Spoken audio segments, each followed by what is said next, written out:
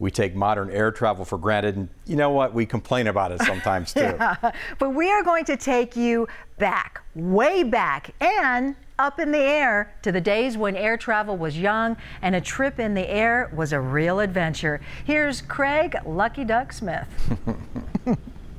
This plane carried its first passengers 90 years ago. This type of aircraft made it practical to have regularly scheduled airline service in this country, and we got a chance to see what that was like.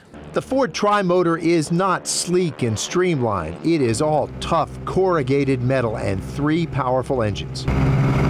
But to early airlines, it had the beauty of a plane that could carry passengers in regular scheduled service.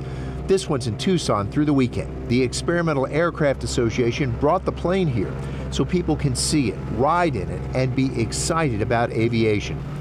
Pilot Steve Lambrick says the old Ford takes a lot more muscle than the 737 he usually flies, but he knows this old plane built the industry he flies in today.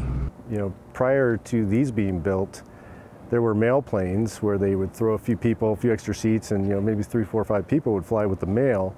And it was the Fords that saw a need for a plane that was exclusively for passenger travel.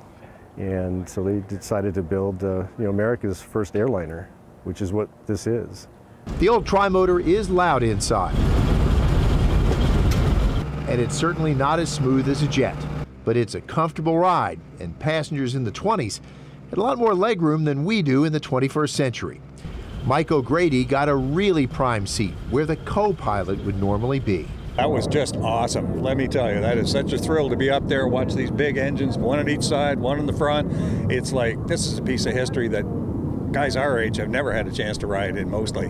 And this tough old plane has a lot of years left, teaching us what air travel was like before we took it for granted. Craig Smith, KGUN 9 on your side.